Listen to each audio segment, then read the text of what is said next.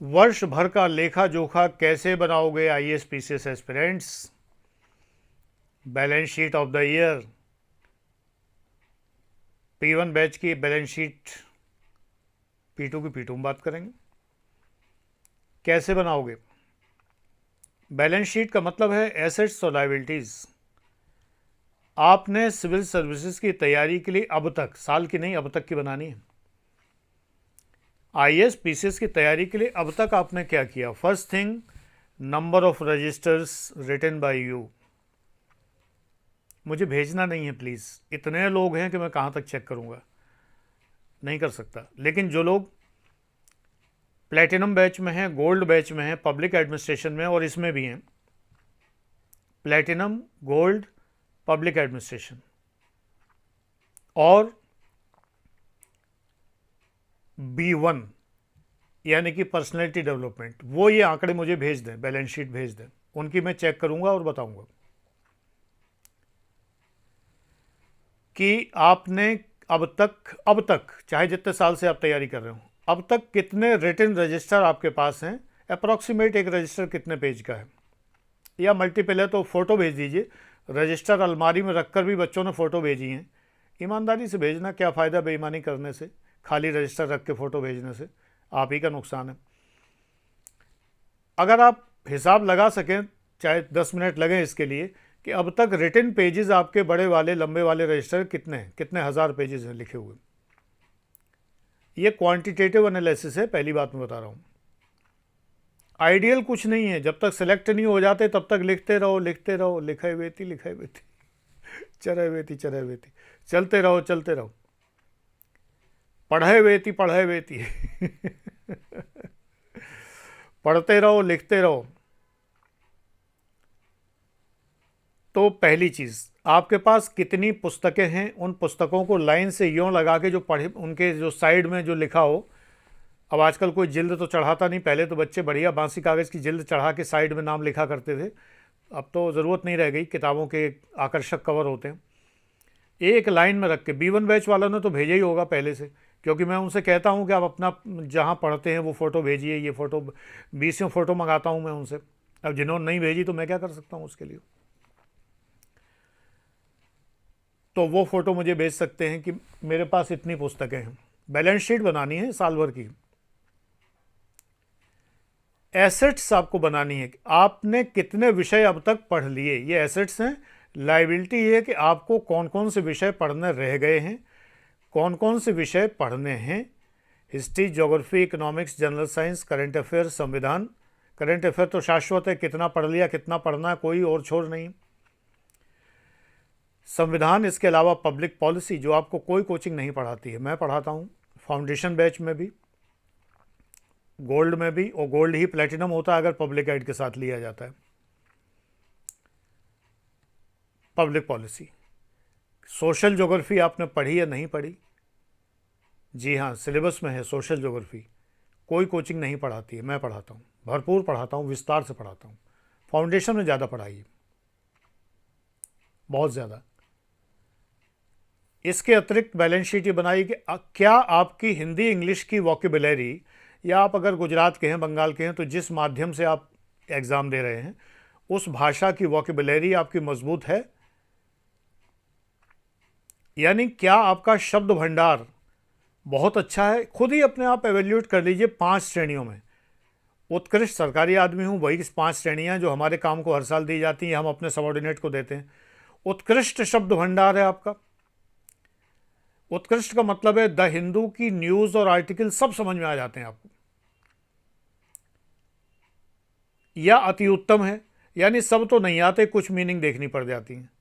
या उत्तम है, उत्तम का मतलब ये है कि इंग्लिश की सामान्य न्यूज़ तो पढ़ लेते हैं, लेकिन द हिंदू के आर्टिकल बहुत कठिन लगते हैं।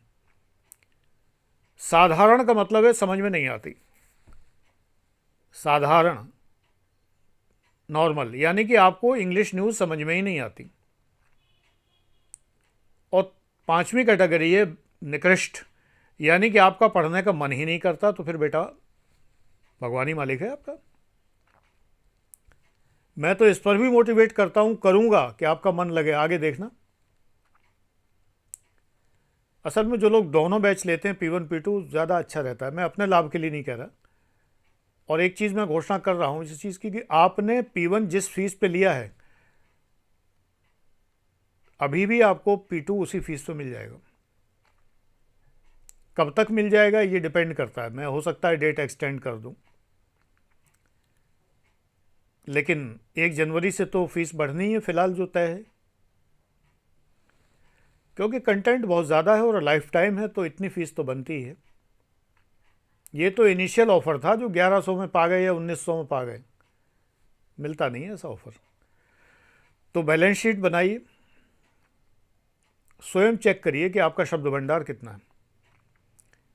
आपकी अपनी भाषा का शब्द भंडार यानी हिंदी का, गुजराती, बंगाली वगैरह जो भी है, आपका शब्द भंडार ऐसी ही कैटेगरी में लिखिए कि उस भाषा के समाचारों को आप अच्छे से पढ़ लेते हैं। हिंदी वालों की बात मैं कर सकता हूँ बेटा, मैं गुजराती वगैरह नहीं जानता, बंगाली जो जानता हूँ अपने मतलब की जानता हूँ, रविंद्र संगीत सुनने लायक, आपस में बात नहीं कर सकता। और बहुत सारे बंगाली फिल्में कुछ 20-25 देखी हैं, समझ में नहीं आती थी, तो एक बंगाली मित्र था, उससे थोड़ी बहुत पूछ लिया करता था। लेकिन रविंद्र संगीत मुझे सब समझ में आता है, क्योंकि उसी के लिए मैंने बंगाली सीखी थी।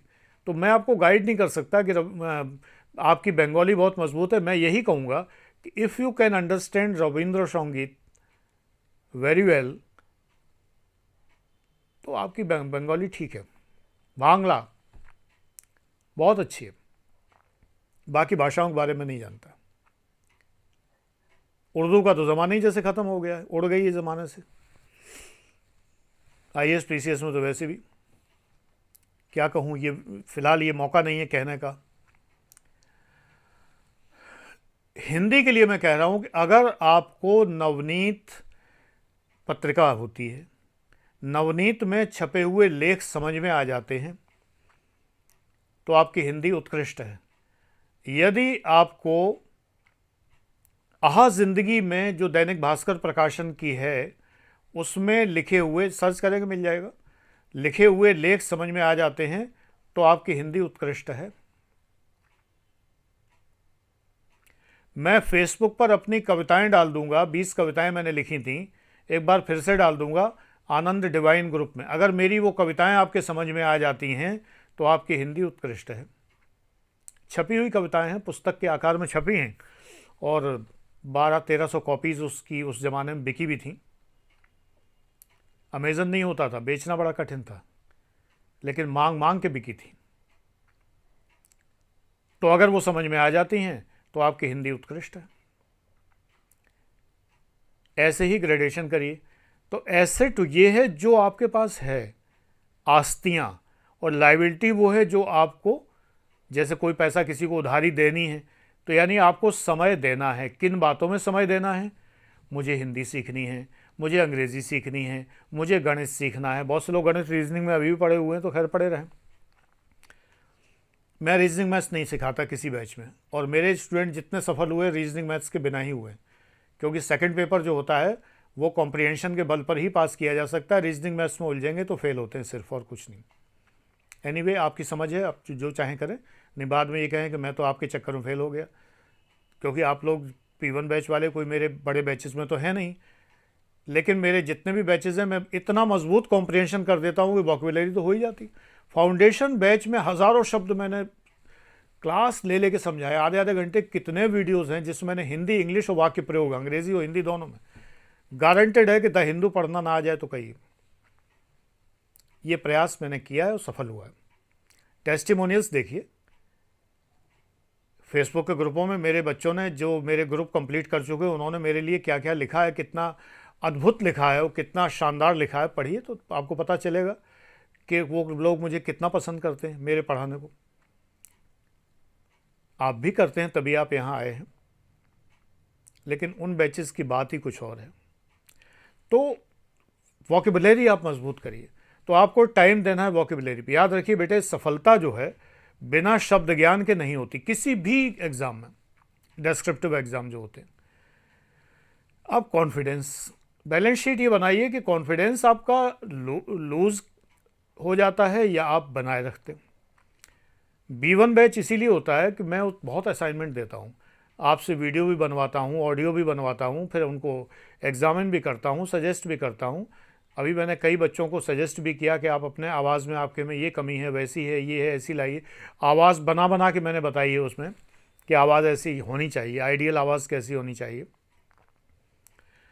तो आप ये देखिए कि क्या आप कॉन्फिडेंस लूज़ करते हैं, क्या आप के व्यक्तित्व में कमियां हैं तो वो आपकी लाइबिलिटीज़ हैं, यानी आपको समय देना है उन कमियों को दूर करने के लिए।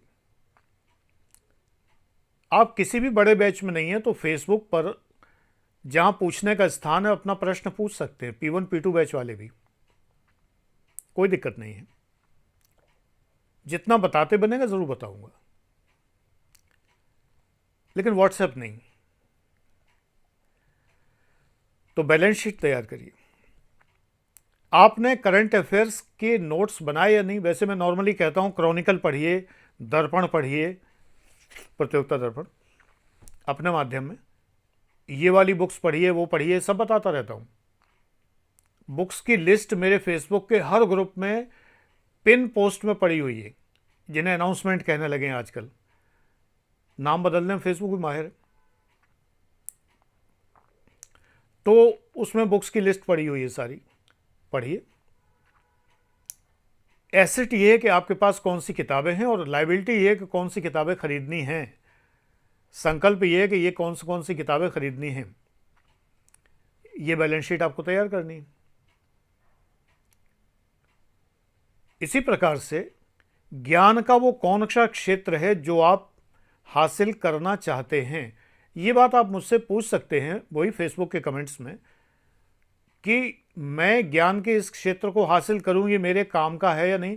जैसे अभी एक लड़के ने आज मुझे वीडियो, बहुत पहले से, ये 15 दिसंबर को मैं बना रहा हूं वीडियो, तो आज एक लड़के ने मुझे व्हाट्सएप, मतलब उस ग्रुप का है वो जो व्हाट्सएप करने की अनुमति है जिन्हें, तो उसने करके मुझसे कहा, प्लेटिनम का है, इतने सारे वीडियो के लिंक दिए जिनमें अंधविश्वासों के खिलाफ वीडियोस हैं, अंधविश्वासों के खिलाफ ये चैनल, वो चैनल, वो चैनल। मैंने, बेटा तुम आईएएस कभी नहीं हो पाओगे अगर तुम ये सब वीडियो देखते रहे। अरे तुम अपने मन में एक बार कि मुझे बाबाओं के चक्कर में नहीं पड़ना है। वो तमाम वीडियो वो थे कि जो इसकी पोल खोल रहे हैं, उसकी पोल खोल रहे हैं, उन बाबाओं की, उन गुरु घंटालों की, उन फलानों की, वो मुझे भेज रहे। बेटा मुझे मत भेजो, मुझे भेजने से मेरे पास टाइम नहीं है। आई नो ये बाबा तो गुरु घंटाल नहीं है।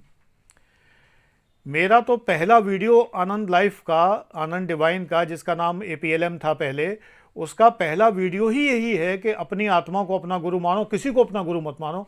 मैं तो इस बात से चिढ़ता हूं जब गुरु पूर्णिमा पर आप मुझे गुरु ब्रह्मा गुरु विष्णु करने लगते हैं। मैं गुरु होने लायक नहीं हूं। मैं आपका अध्यापक हूं, टीचर हूं, मेंटर हूं, बस। गुरु बहुत बड़ी चीज़ है। आज के ज़माने में गुरु नहीं पाए जाते, गुरु घंटाल पाए जाते हैं। मैं तो हमेशा से कहता हूं, मैं ज्ञान से प्रभावित होता हूं, तो आप ऐसे कामों में समय नष्ट तो नहीं कर रहे। एक लड़के ने एक बार पूछा, सर साइकोलॉजी के मुझे कौन कौन से चैप्टर पढ़ लेने चाहिए? मैंने कहा तुम्हारा ऑप्शनल है वो। नहीं। मैंने फिर कुछ नहीं पढ़ना। क्यों पढ़ोगे? What is the need? हमारा एक्सेल बैच जिसने ज्वाइन किया, वो एक्सेल में था, एक्सेल बैच जिसने ज्वाइन कर लिया, बहुत सस्ता बैच। देखिए सस्ता जब हम कहते हैं, ये सब बैच हज़ारों में है, ये 100 वाले नहीं है कि 1100 1900, हज़ारों वाले हैं। नेचुरली इनमें बहुत मेहनत की गई है। तो एक्सेल बैच उसने ज्वाइन किया जो 11,000 में था इनिशियली, और जो पेड बैच के छात्र थे उन्हें शायद 9,000 में मिला था, वो उसने ज्वाइन किया हुआ है। उसमें psychology, sociology, public administration, anthropology, sociology, वो तमाम सारे जितने विषय हैं विज्ञान के, तमाम सारे जितनी फ़िलॉसफी है, कार्ल मार्क्स की फ़िलॉसफी हो चाहे किसी की भी हो, सोशलिज्म, कम्युनिज्म, कैपिटलिज्म, लिबरलिज्म, जितने इज्म हैं सब बताए गए, जिससे कि आप निबंध अच्छा लिख सकें, जिससे कि आप इंटरव्यू में बहुत अच्छा जवाब दे सकें, जिससे आपका थॉट प्रोसेस डेवलप हो जाए। मैंने कहा बेटा जब इतना सब तुम्हारे पास है फिर तुम्हें साइकोलॉजी पढ़ने की क्या ज़रूरत? चलो जिसने एक्सेल बैच नहीं ज्वाइन किया वो साइकोलॉजी पढ़ के कैसे थॉट डेवलप करेगा? वो तो साइकोलॉजी ही पढ़ता रहेगा। भाई हमारे पास एक तरीका होता है कि अगर मुझे, सपोज कर लो कि मुझे मैंगो जूस पीना है, तो मैं आम का पेड़ लगाऊं, फिर जब आम लग जाएं तब मैं आम तोड़ूं, फिर उन्हें निचोड़ूं, फिर मैंगो जूस बनाऊं, फिर पीऊं, या फिर बना बनाए जूस बाजार से जो फ्रूटी खरीद लाऊं पी जाऊं, रियल जूस लाऊं। तो मैं तो आपको वो फ्रूटी और रियल जूस दे रहा हूं। आपको पेड़ लगाने की जरूरत नहीं, कितने साल इंतजार करोगे? आप साइकोलॉजी पढ़ोगे, सोशलॉजी पढ़ोगे, पब्लिक एड पढ़ोगे, पॉलिटिकल साइंस पढ़ोगे, इकोनॉमिक्स पढ़ोगे, एंथ्रोपोलॉजी पढ़ोगे, जितना पढ़ोगे सारा पढ़ लोगे और सारा पढ़ के थॉट डेवलप कर लोगे। कब तक करोगे? अरे मैं 67 साल का आदमी हो गया, जो मेरा थॉट डेवलप हुआ है मैं उसका निचोड़ आपको दे रहा हूँ नॉमिनल सी फीस में। तो वो बैच वो लोग ज्वाइन कर रहे हैं जिन्हें वो सारा चाहिए, और इतना समझा देता हूँ कि दिमाग में बैठ जाता है। इसी चैनल पे बैठ जाएगा दिमाग में इतना सारा, तो उस चैनल पे कितना बैठता होगा? नेक्टार मिल रहा है, बिल्कुल एकदम अमृत रस। तो फिर साइकोलॉजी तुम क्यों पढ़ोगे? What is the need? ये समझने की बात है आपकी। तो विषय नहीं, इसलिए कहता हूं बेटा कि अगर कोई कंफ्यूजन है कि मुझे ये विषय पढ़ना चाहिए कि नहीं, निसंकोच मुझसे पूछो। लेकिन केवल P1 P2 में जो लोग बैच में हैं उन्हें सिर्फ फेसबुक पे पूछने की अनुमति है। फेसबुक के ग्रुप में, आनंद डिवाइन में, फ्री क्लासरूम में, दोनों में पिन पोस्ट में ऊपर लिखा है कि यहाँ अपने प्रश्न पूछें। उसके नीचे कमेंट में पूछिए, मैं 1-2 दिन में देखता रहता हूँ। फेसबुक तो इतना निकृष्ट है कि जब तक पैसे ना खर्च करो तो आपके कमेंट का नोटिफिकेशन तक नहीं देता है हमें। ये हालत है। अब मैं अपने आप ही देखता रहता हूँ, जब मौका लगता है तो मैं देखता हूँ, तो नोटिफिकेशन मिल जाते हैं तो जवाब दे देता हूँ। कभी कभी नोटिफिकेशन ही गायब रहते हैं, क्या कर सकता हूँ? लाला तो लाला। तो अपनी बैलेंस शीट में आप ये बनाइए कि आपको कौन कौन से विषय पढ़ने हैं। मुझसे सर्टिफाई करा लीजिए कि वो विषय आपके पढ़ने लायक हैं या नहीं। कभी आपको लगता है कि सर निबंध का ये विषय मेरे लिए ठीक है, कि संकोच मत करो बेटा, पूछो। जो बस जो जगह बताई वहां पूछो, उत्तर जरूर मिलेगा। प्रश्नों की झड़ी लगा दो, मैं तो जवाब देने को बैठा हूं, लेकिन P1 P2 से मैं व्हाट्सएप पे जवाब नहीं देना चाहता। व्हाट्सएप मेरे लिए इरिटेटिंग चीज़, और वो नंबर मैंने सिर्फ प्लेटिनम, गोल्ड और पब्लिक एडमिनिस्ट्रेशन और B1 और B2 बैच के लिए रखा है, और किसी के लिए नहीं। ना एक्सेल को अनुमति है, ना फाउंडेशन को अनुमति है, किसी को भी नहीं। ये सब लोग जिन्हें अनुमति नहीं है, अपना बैच भले ना बताओ, मुझे तो नाम से ही पता रहता है। सिंपली तुम फेसबुक पर पूछो, मैं उत्तर दूंगा, निसंकोच पूछो। और बैच संबंधित कोई चीज़ जिन्हें पूछनी है वो 9891 वाला जो नंबर है, पूरा नंबर यहाँ नहीं बताऊंगा, जिससे मैंने वेलकम मैसेज भेजा है, बैच से रिलेटेड, ऐप से रिलेटेड कोई चीज़ पूछनी है तो वहाँ पूछिए। नया एडमिशन लेना है तो 9540497415 पूछिए। 9810257742 पे कुछ नहीं पूछेंगे आप, नेवर। मैसेंजर में कुछ नहीं पूछेंगे आप। टेलीग्राम पर मैं हूं लेकिन कुछ नहीं पूछेंगे आप, किसी भी नंबर पे टेलीग्राम के। I hate Telegram, reel, short, ये सब बजाते हुए बदबूदार चीज़ें हैं। इनमें मुझे बाध्य मत करिए आने के लिए। मेरी मजबूरी है कि मुझे अपना व्यवसाय इसी से चलाना पड़ रहा है, नहीं तो मैं सोशल मीडिया को टोटली डंप करके इसको दफना देता, इतना गहरा गाड़ता कि दोबारा उभर ना पाता। ये मेरी मजबूरी है कि मुझे फेसबुक, यूट्यूब ये सब यूज़ करने पड़ रहे हैं। सिर्फ बड़ी हताशा में मैं इनको यूज़ करता हूँ, निराशा में। बच्चों के सामने कई बार पोते पोतिया अगल बगल बैठे हुए हैं, मैं यूट्यूब खोल रहा हूँ, सजेशंस में गंदे भद्दे उठ पटांग चीज़ें आ रही। फेसबुक खोल रहा हूँ, अब मैं उनके सामने नहीं खोलता, वो भी समझ गए, इतने समझदार हो गए कि ये चीज़ें बाबा के बस की नहीं है। रील में पता नहीं क्या क्या दिखाने लगता है ऊपर ही, क्योंकि उनके में भी तो वही दिखा रहा, वो भी तो हैं सोशल मीडिया पर। बैलेंस शीट बनाइए। ईश्वर करे नया साल आपको शुभ हो, और नए साल में आप बुराइयों से दूर रहिए। बराए मेहरबानी, बड़ा ही आपका एहसान होगा आपके ऊपर, मेरे ऊपर नहीं, आपके ऊपर एहसान होगा स्वयं का, कि आप ज़रा गंदगियों से दूर रहिए। यार लाइफ बना लो, ये युवावस्था है, बना लो। युवावस्था बहा दी तो बह जाएगी, कितना बहाओगे? दिल के अरमा बह गए, मत बहाओ। ठीक है, ब्रह्मचर्य का पालन ना करो, लेकिन कम से कम इतने अरमान तो ना बहाओ कि पढ़ाई लिखाई में मन ही नहीं लग रहा है। क्या गंदगी मचा रखी है। तमाम लोग मुझे लाइफ मैनेजमेंट में पूछते रहे हैं कि सर मैं बड़ा परेशान हूँ, मैं इस आदत से छूट नहीं पाता, फलाना ढिमाका। बैलेंस शीट इनकी क्या बनेगी? एक ही बैलेंस शीट बनेगी, पूरे साल में कितने लीटर बहाया, क्या बताएं। बर्बाद मत हो बेटा।